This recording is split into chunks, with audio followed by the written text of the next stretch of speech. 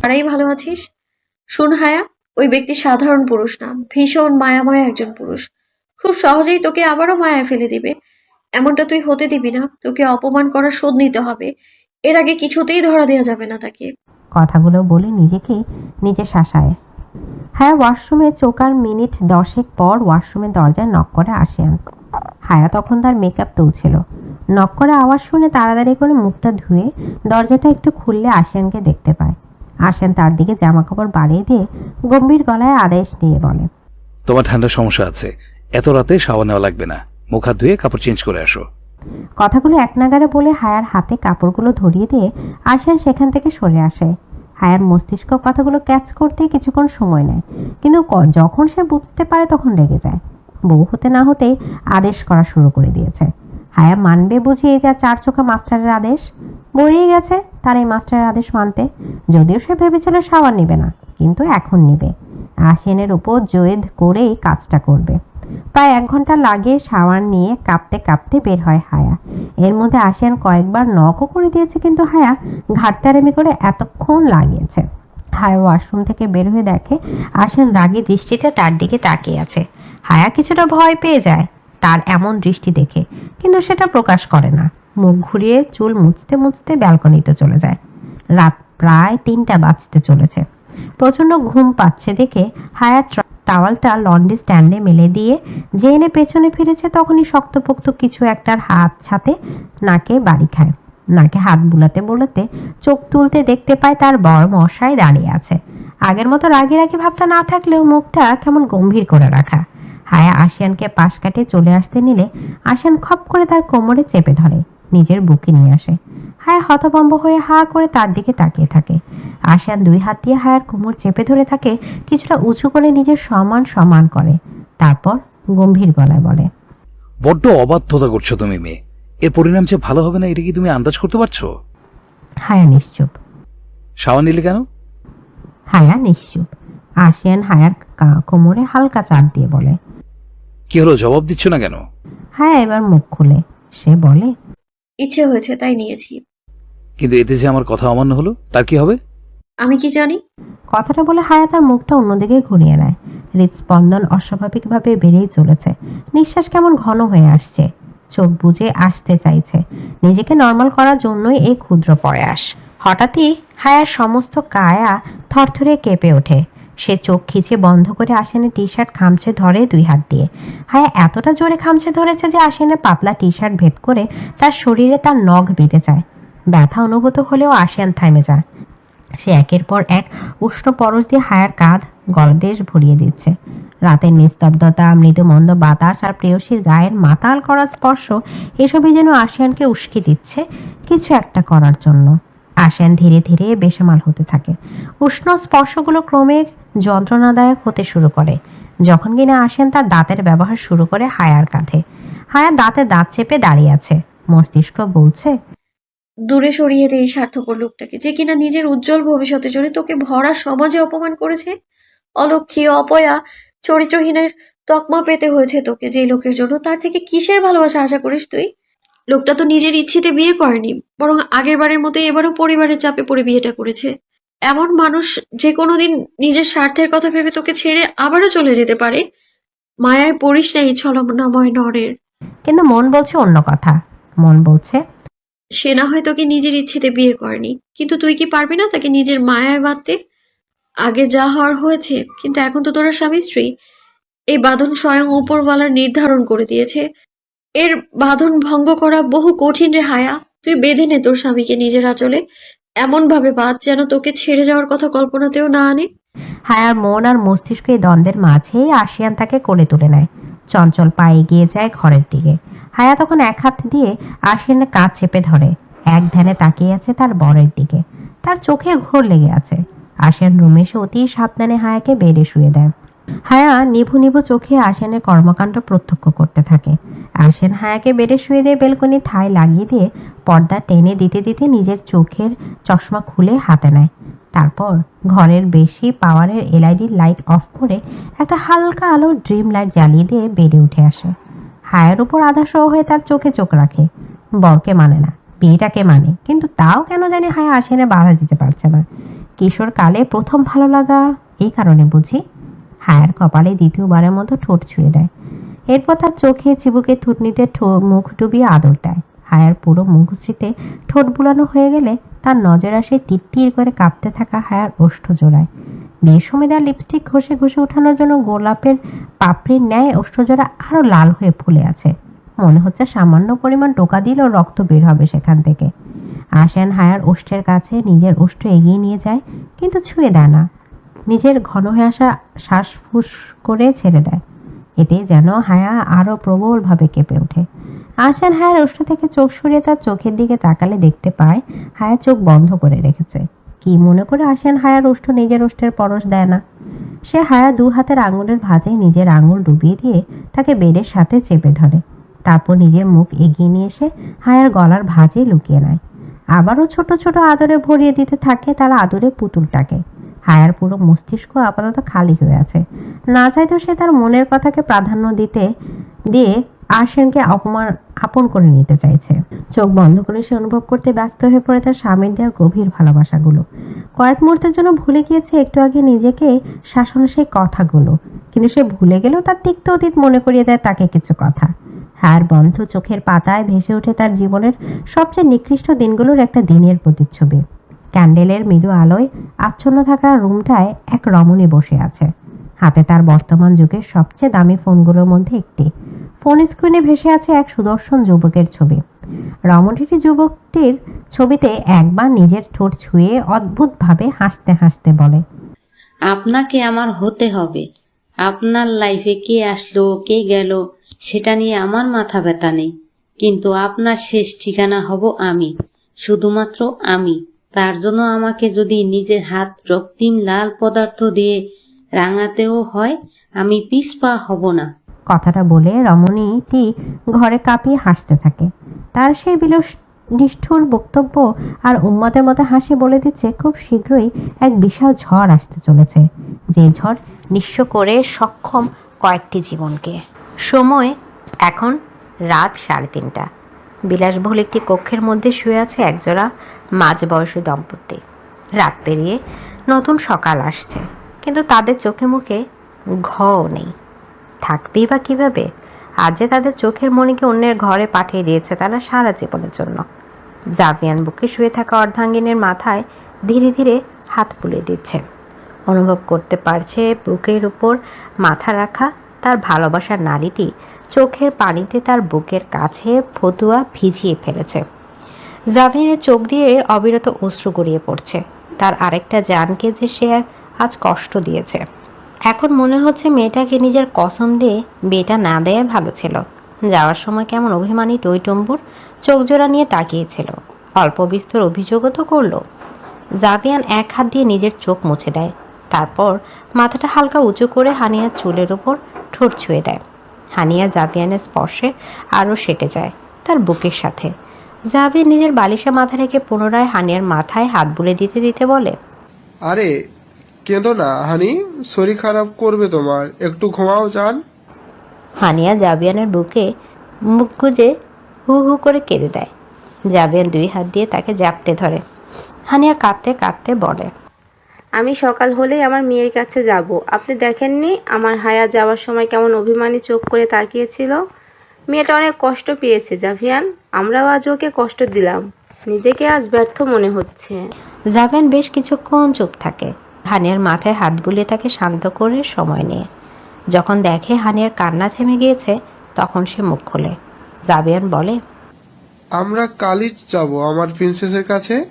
অভিমান করে থাকলে কান ধরে বসে থাকবো তার সামনে, যতক্ষণ না অভিমান ভাঙছে ততক্ষণ পর্যন্ত বসে থাকবে।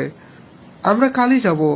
হানিয়া বলে, জাভিয়ান, আশিয়ান কি আমাদের মেয়ের জন্য সঠিক জীবনসঙ্গী হবে? আবারও যদি কষ্ট দেয় আমাদের মেয়েকে? উত্তরে জাভিয়ান বলে, আমার মন কেন জানি বলছে আয়াসিনের আমাদের হায়ার জন্য বেস্ট চয়েস হবে। যদি তা কষ্ট দেয় তাহলে এবার আমি আর ওকে ছেড়ে কথা বলবো না।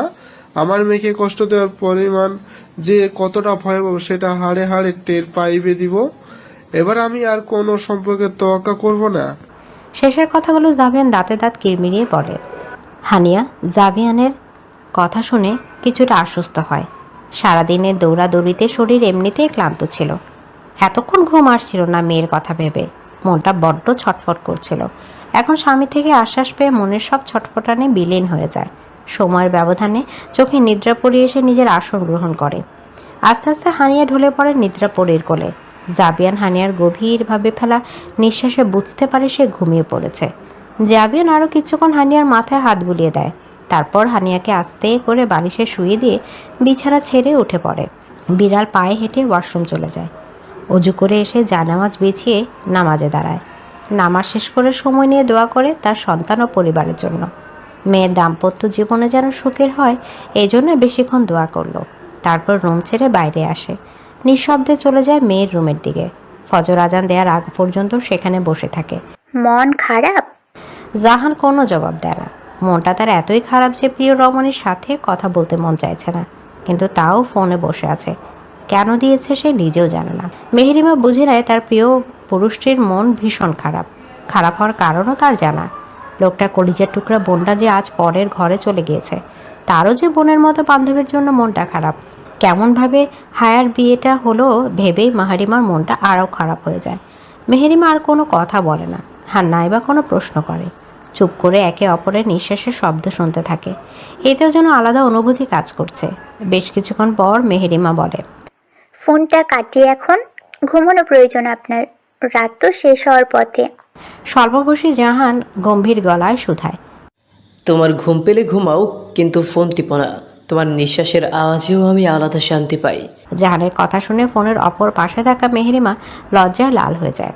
মেহেরিমা বুঝে উঠতে পারে না তার মতো এতিম মেয়েকে লোকটা এত কেন ভালোবাসে। তার কি আছে? কিছুই তো নেই। না আছে ধন দৌলত, আর না আছে তেমন আহারমরি রূপ। শ্যামরাঙা মেহেরিমার মধ্যেই সুদর্শন ডাক্তার কি এমন পেয়েছে যার কারণে এমন পাগলের মতো ভালোবাসে? প্রশ্নটা গত 1 বছরে বেশ কয়েকবারই করেছে, কিন্তু বিনিময়ে যাহা নিজের ঠোঁটের কোণে একটা মৃদু হাসি ফুটিয়ে কথাটা কাটিয়ে চলে গিয়েছে। আজও প্রশ্নটা করার জন্য মনটা আকুপাকু করছে। মেহেরিমা দেরামোনা করতে করতে জিজ্ঞেস করে বসে, একটা প্রশ্ন করতে পারি? আমি তোমায় কেন এত ভালোবাসি এটাই জানতে চাও তো? মেহেরিমা খানিকটা অবাক হয় জাহানের কথা শুনে। লোকটা কিভাবে বুঝলো? মেহেরিমা জাহানের কথায় সম্মতি দিয়ে বলে, আজকে উত্তর পাবো? তোমায় ভালোবেসে এক অদ্ভুত প্রশান্তি পাই। শব্দহীন এক সুর বাজে হৃদয়ের গহীনে। কেন পাই সেই রহস্য তো আকাশে বসে থাকা ওই মালিক জানে। জাহানের থেকে উত্তর পেয়ে মেহেরিমার মনে হয় হাওয়ায় ভাসতে থাকে। চোখের কোণ বেয়ে কয়েক পেটা অশ্রু বিনা অনুভূতিতে গড়িয়ে পড়ে। মনে মনে অসংখ্যবার শুকরিয়া জানায় আল্লাহ রাব্বুল আলামিনকে, তার মতো একটা এতিমকে সীমাহীন ভালোবাসে এমন একটা মানুষকে দেওয়ার জন্য। বাকি রাতটা জাহান আর মেহেরিমা এভাবেই কানে ফোন ধরে বসে থাকে। তাদের মধ্যে নেই কোনো ক্লান্তি, নেই কোনো বিরক্তি। আছে শুধু ভালোবাসা নামক অদ্ভুত সুন্দর অনুভূতির আনাগোনা। জাহিন ভাই, আমার ঘুম পাচ্ছে, আমি ফোন রাখলাম। কথাটা বলে আদিবা ফোন কাটতে যাবে, তখনই জাহিন ধমকে ওঠে, এসব অসভ্য মাইয়া ফোন কাটলে আমি তোর বাসায় এক্ষুনি যাইয়া উঠাইয়া নিয়ে আসবো। জাহিনের কথা শুনে আদিবার আর সাহস হয় না ফোন কাটার। মাথার তার কয়েকটা ছেঁড়াই লোকের দেখা গেল সত্যি সত্যি বাসায় এসে একটা গন্ডগোল পাকিয়ে ফেলবে। আদিবা কাঁদো কাঁদো গলায় বলে, জাহিন ভাই, ঘুম আসছে তো ভীষণ, আজকের মতো রাখি না, কাল আপনার সামনে বসে বাকি কথাগুলো শুনবো নে। আদিবার বারবার ভাই সম্বোধন করাটা জাহিনের পছন্দ হয় না। আবার একটা ধমক দিয়ে বলে, এই আদিবাসী, ভাই কারে বলিস? একটা চটকান দিয়ে দাঁত ফেলায় দিমু তোর। 2 দিন পর তোর বাচ্চার বাপ হব আমি, আর এখন আমারে ভাই ডাকিস? 1 নম্বরে বিটকেল তুই। আমার বাচ্চাগুলো জানি আমারে বাবা না ডেকে মামা ডাকে, এই জন্য এই ফোন দিয়ে আসছিস না? আমি তো তোর কুবুদ্ধিদের ধরে ফেলেছি ময়নামা। লম্বা একটা ভাষণ শেষ করে জাহিন ফুস করে শ্বাস ফেলে। অপর পাশে থাকা আদিবা হতভম্ব হয়ে তার কথা শুনতে থাকে। কেমন শয়তান লোককে সে তার মাসুম মন দিয়েছে এতদিনে বুঝতে পারে। কষ্টে তার পিঙ্ক কালারের বিষ খেতে মন চাইছে। আদিবা নর্মাল ভাবে বলে, আপনার যত সব বাজে কথা। আচ্ছা, একটা কথা বলুন তো, কি? হায়ের জন্য মন খারাপ করছে না আপনার? আদিবার মুখে হায়ার নাম শুনে পুনরায় জাহিনের মনটা খারাপ হয়ে যায়। বোনটার জন্য তার মন যে কি ভয়াবহ রকমের খারাপ সেটা যদি বেয়াদব প্রেয়সী বুঝতো তাহলে আর এই প্রশ্নটা করতো না। মেয়েটা কেন তাকে বুঝে না, কেন তার প্রতি তার এত অবুঝপনা। অভিমান হয় জাইনের, সে অভিমান থেকেই বলে বসে, না, আমার মন খারাপ করবে কেন? হায়া কোন ক্ষেতের মূলা যে তোর জন্য আমার মন খারাপ করবে? আমি অনেক খুশি। তুই ফোন রাখ, আমি মোবাইলে পাগলু গান ছেড়ে লুঙ্গি ডান্স দিব। রাখ তুই ফোন, তোরে আর ডিস্টার্ব করবো না। নিজের মতো কতগুলো কথা বলে জাইন খট করে ফোনটা কেটে দেয়। আদিবাকে কিছু বলার সুযোগও দেয় না। আদিবা হা করে ফোনটা কানে ধরে বসে থাকে। এদিকে সাধারণত সকালে মানুষের ঘুম ভেঙে পাখির কিচিরমিচির আওয়াজে বড্ড মিষ্টি লাগে সে কিচিরমিচির, কিন্তু পাখির কিচিরমিচিরের পরিবর্তে যদি মানুষের কিচিরমিচির আওয়াজ পাওয়া যায় তাহলে কি সেটা আর মিষ্টি লাগে? আশিয়ান পিটপিট করে চোখ তুলে তাকায়, চোখ ডলে ঘুমটা পুরোপুরি ছাড়ায়। শোয়া থেকে উঠে বসে হাত দিয়ে ঘাটটাকে একটু ম্যাসাজ করে। ঘাটটাকে ডানে বায়ে ঘোরালে হঠাৎই নজরে আসে বেডের একদম কিনারে গুটিসুটি হয়ে শুয়ে থাকা এক রমণের ওপর। ঘুম থেকে উঠে তার মস্তিষ্ক তখনও সচল হয়ে ওঠেনি, তাই প্রথমে মাথায় একটা প্রশ্ন আসে। কে এই মেয়ে? আশিয়ান জায়গা ছেড়ে উঠে দাঁড়িয়ে হেঁটে মেয়েটির অপর পাশে যায়। হায়ার ফেস দেখে মনে পড়ে। আশিয়ানের মনটা খুশিতে খলবলিয়ে ওঠে। আরে, এ তো আমার আদরের ননির পুতুল বউ। সে বেডের সামনে হাঁটু গেড়ে বসে পড়ে হায়ার কাছে। সময় নিয়ে আদুরে সে মুখটায় চোখ বুলায়। কাল দৌড়াদৌড়ি আর বিভিন্ন ঝামেলার কারণে শান্তিতে বউটাকে একটু দেখতেও পারেনি। আজ একটু সুযোগ পেল অবশেষে। আশিয়ান খেয়াল করে হায়ার মুখের ওপর কিছু কেশ এসে তার মুখটা প্রায় অর্ধেক ঢেকে দিয়েছে। আশিয়ানের এতেও হিংসা হয়, মনে মনে বিড়বিড়িয়ে বলে, আমি এখনো এই তুলতুলে গালটায় ভালো করে মনের খায়েশ মিটিয়ে একটু আদরই করতে পারলাম না। এই চুল এসে কি সুন্দর আমার বউর গালে নিচে জায়গা করে নিয়েছে। আশিয়ান হাত বাড়িয়ে চুলগুলো হায়ার কানের পেছনে গুজে দেয়। হ্যাঁ, এখন সুন্দরভাবে দেখা যাচ্ছে। আশিয়ান আবার হাত নিয়ে যায় হায়ার গালের কাছে, উদ্দেশ্যে একটু আদর করা তুলতুলে সেই গালটায়। সে হায়ার গাল হাতে রাখতেই অনুভব করে গালটা বেশ গরম হয়ে আছে, হাতটা মনে হচ্ছে পড়ে যাচ্ছে। আশিয়ান অস্থির হয়ে হায়ার কপালে, গালে, গলায় হাত রেখে চেক করে। হ্যাঁ, যা ভেবেছিল সে, গাগা পেয়ে জ্বর এসেছে হায়ার। নিশ্চয়ই কাল এত রাতে শাওয়ার নেওয়ার জন্যই হয়েছে। কয়েক মুহূর্তের জন্য আশিয়ানের মাথা ব্ল্যাঙ্ক হয়ে যায়। সে কি রেখে কি করবে বুঝে উঠতে পারে না। হুট করে দরজায় কে জানি নক করে। দরজার অপর পাশে দাঁড়িয়ে থাকা ব্যক্তিটি বলছে, আশু, হায়া, তোরা কি ঘুম থেকে উঠেছিস? অনেক বেলা হয়ে গিয়েছে, ব্রেকফাস্ট করবে না? আশিয়ান ব্যক্তিটির গলা শুনে বুঝতে পারে সে আর কেউ না, তার মা জননী। কি বলবে সে এখনো? তার বাবা আর মামা ওরফে শ্বশুর যদি জানে তাদের আদরের দুলালির এমন গা কাঁপানো জ্বর এসেছে, নিশ্চয়ই এর জন্য আশিয়ানকে দায়িত্ব করবে। আর না জানিও বা কতক্ষণ থাকবে। হায়ার শরীর যে গরম, ডাক্তার না ডাকলে বোধহয় এটি জ্বর কমানো যাবে না। উফ, বিয়ে করার পর এত টেনশন, এত ঝামেলা পোহাতে হবে জানলে আশিয়ান এত খাটাখাটুনি করে বিয়ে করতো না। দূর, ভালো লাগে না তার। আশিয়ান ভাবে বলেই দিবে বাসার সবাইকে হায়ার জ্বর আসার কথা, সাথে এও বলবে কেন জ্বর এসেছে তার। কিন্তু আবার ভাবে একটু চেষ্টা করে দেখি না কোনো ট্রিটমেন্ট দিয়ে সুস্থ করাতে পারি নাকি এই ননির পুতুলকে। তার এসব ভাবনার মাঝে স্পর্শ আবার নক করে ধরা যায়। আশিয়ান এবার নিজের গলার স্বর বাড়িয়ে বলে, আম্মু, মাত্র উঠেছি আমরা, একটু দেরি হবে। ঘুম এখনো ছাড়েনি, তুমি চলে যাও, আমরা নিজেরা নিয়ে নিতে পারবো ব্রেকফাস্ট। আচ্ছা আম্মু। স্পর্শ চলে যায়। এদিকে আশিয়ান লেগে পড়ে হায়া জ্বর কমানোর মিশনে। প্রথমে থার্মোমিটার দিয়ে জ্বর মেপে দেখে নেয় কত জ্বর আছে। 103 জ্বর হায়ার। জ্বর মাপা হয়ে গেলে আশিয়ান ওয়াশরুমে গিয়ে মগে করে পানি নিয়ে আসে। তারপর তার একটা রুমাল বের করে পানিতে চুবিয়ে সেটা হায়ার কপালে রাখে। জলপট্টি দিতে শুরু করে।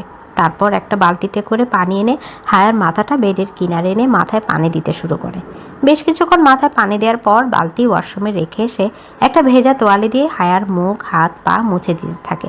এভাবে দীর্ঘ 1 ঘন্টার সেবা শুশ্রূষা করার পর হায়া জ্বর কিছুটা কমে। আশিয়ান হায়ার কপালে তার গালে হাত রাখলে বুঝতে জ্বরের তেজটা একটু কমেছে। সে আবার থার্মোমিটার দিয়ে চেক করলে দেখে হায়ার জ্বর 100-তে নেমেছে। হায়ার হুঁশ ফিরতে থাকে আস্তে আস্তে করে। আশিয়ান খেয়াল করে হায়া বিড়বিড়ে কিছু একটা বলছে। আশিয়ান হায়ার মুখের কাছে কানটা আনে শোনার জন্য। সে শুনতে পায়, পাপা, তুমি কোথায় পাপা? পাপা, আই মিস ইউ। অসুখ বিসুখ বা আমাদের যে কোনো প্রয়োজনে আমরা যার কথা সর্বপ্রথম স্মরণ করি সে ব্যক্তিটি হলো মা। কিন্তু হায়া এক্ষেত্রে একটু ভিন্ন। তার অসুখ বিসুখ থেকে শুরু করে মন খারাপ সবটাই তার বাবাকে চায়।